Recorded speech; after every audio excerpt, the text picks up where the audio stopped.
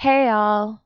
Amanda here with your sneak peek of the second night of the semifinals for American Ninja Warrior Season 12.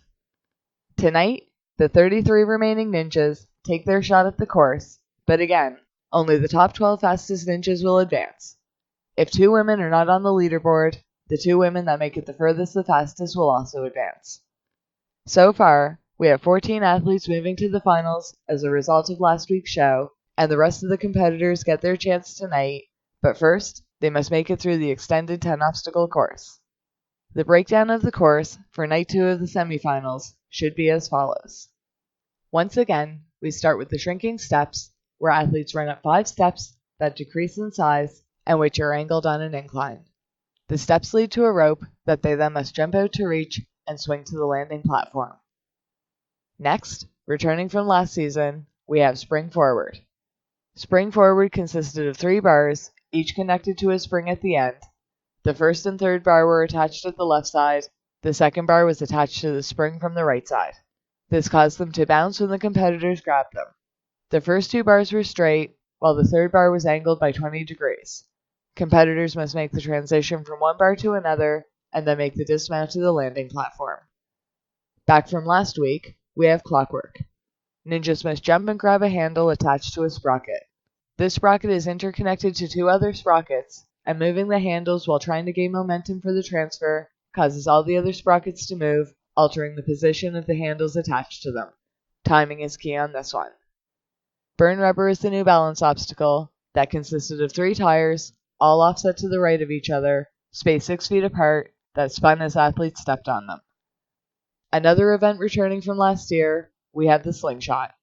Competitors must make a transition through a series of 8 cradles made of bungee by jumping a bar from one cradle to the next. Each cradle is at varied heights, keeping the ninjas slightly off balance as they work their way across to the landing platform. Then, ninjas must scale a 14.5-foot concaved wall called the Warped Wall, which leads into the Salmon Ladder. The Salmon Ladder looks like a ladder without the steps and has a bar resting on 2 rungs at either side. Competitors must use their momentum and upper body strength to climb the ladder by jumping the bar up the rungs till they reach the top. Then, the ever-exciting corkscrew returns from last week. Ninjas faced a series of 3 poles, each with a red wheel attached, that spun them to the bottom. Ninjas had to pull their lower bodies up to their chest to avoid gravity pulling their bodies off the wheel. They then must make a 4-foot lache to grab the next wheel and survive 2 more downward spirals until they can swing out to the landing platform. Next is another event new to this season, the Dungeon. Ninjas had to climb up a vertical plexiglass wall using pegs to pull themselves up. Once they reach the top, the wall drops horizontally, and ninjas must make their way across the bottom of the wall using the same pegs they used to climb up with. They then jump to another plexiglass wall and grab 2 long handles and use their momentum to turn the wall 180 degrees to jump to the landing platform. And we end with a 35-foot spider trap. Athletes ascend a long chute by pressing their hands and feet against the sides of the wall. The spider trap also has 3 sets of trapdoors at the 10, 22.5, and 35-foot marks, each weighing 100 pounds. Both 50-pound doors must be open completely before the ninja can advance through to reach the buzzer.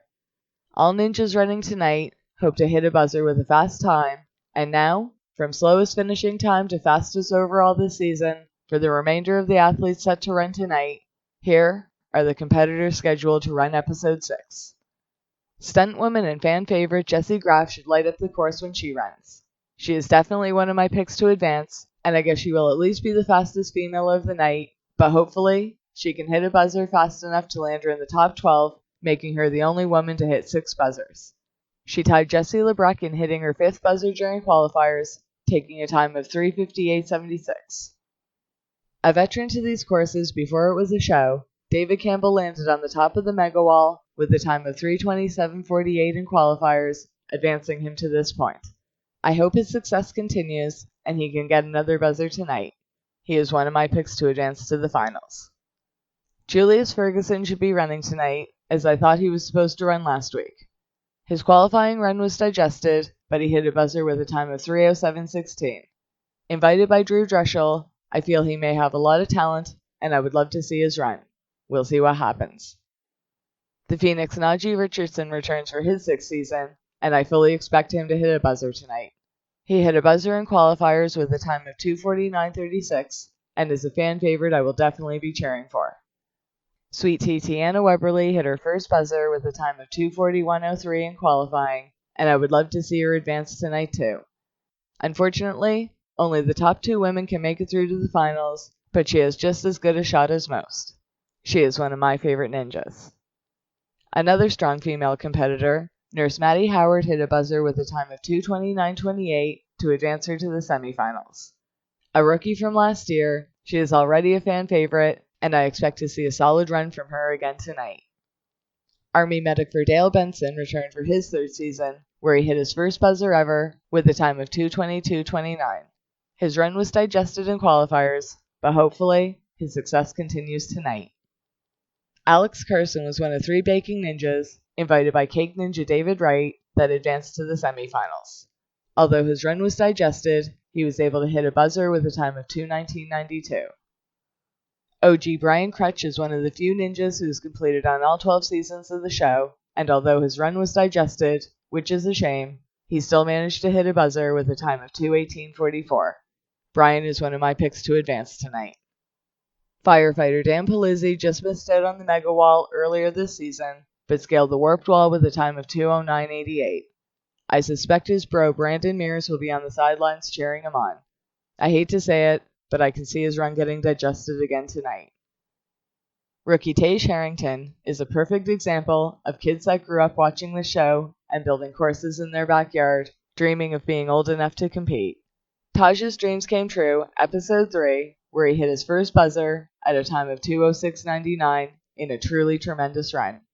I'm going to go out on a limb and pick him as one of my top 12 to advance tonight. After all, this is a show where dreams come true and anything can happen. Alex Nye was invited by Ninja Great Megan Martin, but inexplicably, his run was cut entirely from the show, although he hit a buzzer with a time of 2:04.69.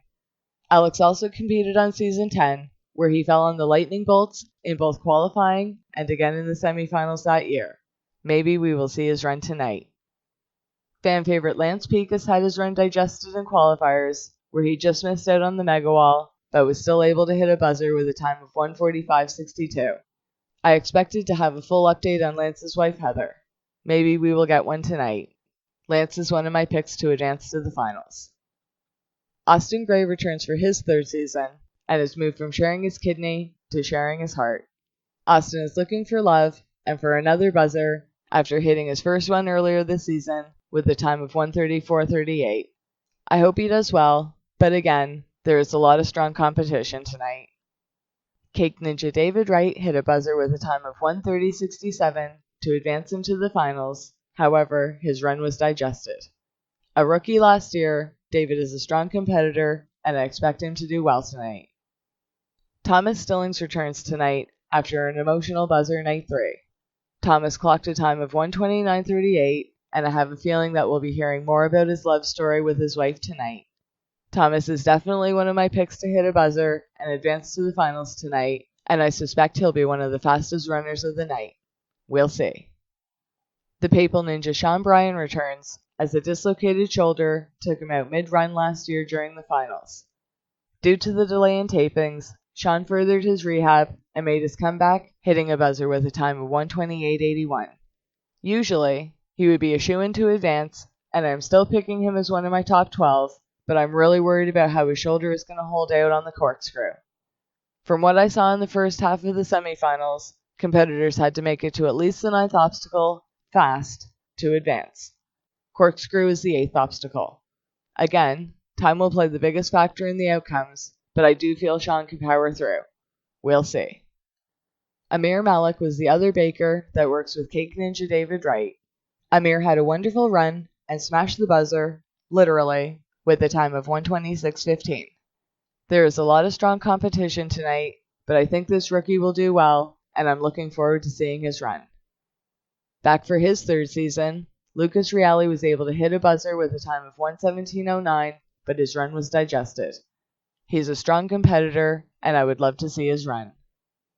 Meteorologist and father of 3, Joe Moravsky not only hit the Mega Wall this season, but also took the second fastest time of the night, episode 4, and won the Power Tower, allowing his friends to join him in the semifinals.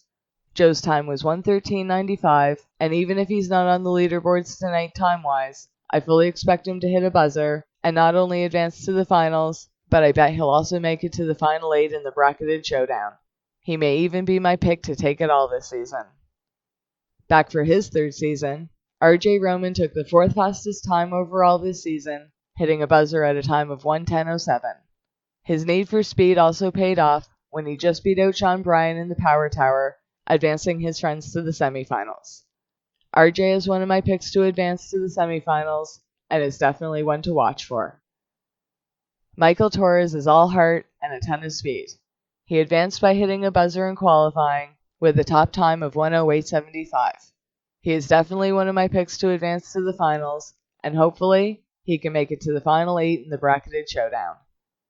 Ethan Swanson is running for speed this season, hitting a buzzer and taking the second fastest time of the night at 1:04.14, night 2. I thought he was going to run last week, and is definitely one of my picks to advance, with a top time and a swan stomp. Competitors that did not hit buzzers, but made it far enough fast enough to advance include Taylor Johnson, who had her run digested, probably because she was invited by Drew Drushel. She was able to make it to Slingshot with a time of 2:21.53. I thought she was going to run last week, but unless her run was cut in full, she should be seen tonight. I would love to see what she can do, so hopefully her run does not get digested again tonight. Megan Martin is probably my favorite female ninja, and is one of my picks to advance amongst the women's board tonight. She wiped it on sideways with a time of 1:12.35, but luckily, it was fast enough to squeak through. I would absolutely love to see her hit a buzzer tonight. OG Ninja Lauren Ball runs tonight after going out on the Ferris wheels in qualifying, but his experience got him there fast enough to advance, landing at a time of 1:06.59. I would like to see him do well again tonight, but again, there is a lot of strong competition. Devin Harrelson returned for his 6th season after being invited back by the always entertaining Booty Cawthorn. He went out on the Ferris wheels, but made it there fast enough to advance with a time of 56.85. Rachel Goldstein returned from maternity leave and made it all the way to the Beehive episode 3 and got there in 30.43 seconds, which was fast enough to advance her through amongst the women's leaderboard. We also have the 5 athletes who were saved by their invited ninjas, gaining the chance to compete in the semifinals. Roger Maddox was invited and saved by Jody Avila after having fallen on Wait For It. His run was digested, but tonight he has a second chance to show us what he has. Running for rabbit adoption awareness, Jessica Helmer was saved by RJ Roman, who feels she can really shine now that she has been given the second chance. She missed the rope jumping from the last shrinking step in qualifiers, but who doesn't love a good comeback story? Ben Mellick returned from a 3-year retirement and made it as far as the Ferris wheels, but was saved by RJ Roman, who had encouraged him to return. Joshua Lewis was invited and saved by Joe Moravsky. In a brief flashback during Joe's run, we learned that Joshua fell on sideways. Something tells me, like his other teammate Will, Joshua may be a super fan of the show. Hopefully, we get to see his run tonight. Will Schlageter is definitely a super fan, having first submitted an audition tape to the show when he was only 14. Joe says Will is the one to watch for, and tonight, we get a second chance to see if his years of training will pay off. Will was saved by Joe Moravsky in the Power Tower, having fallen on the 3rd Honeycomb episode 4. So there you have it. That should be the complete course breakdown, and all the ninjas we should expect to see run tonight. Again, I think it's going to be an incredibly exciting show, and as forward as I'm looking to this episode, I'm almost sad that it's getting close to the end. Let us know how you feel leading into the second half of the semifinals, and share your thoughts on who you hope to advance tonight, and who you're anticipating will make it to the final 8. My personal picks for those I think, or want, to advance, in no particular order, are David Campbell, Najee Richardson, Brian Crutch, Taj Harrington, Lance Pekas, David Wright, Thomas Stillings, Sean Bryan, RJ Roman, Michael Torres, Ethan Swanson, and Joe Moravsky. As for the women, I predict Jessie Graff and Megan Martin to advance. So far, I picked 8 out of 10 correctly. How did you guys do? I will be back with a full recap of episode 6 shortly after airing and have a full list of the 28 athletes advancing to the finals. At this point, I still have no idea how episode 7 is going to work, whether it is one course with the top 8 fastest advancing, or if it will be broken down into shorter stages, possibly a timed course, more like the Vegas finals, and the last 8 standing advance. One of the only things that has remained consistent this season is that it's always keeping me on my toes. I hope you're enjoying these videos as much as I enjoy making them, and that you'll stick with me till the end and see how this plays out. Remember to make your predictions now and come back for the next recap video to see how you did. American Ninja Warrior is moving to Wednesdays, so make sure you check your local listings for details. And until next time, enjoy the show!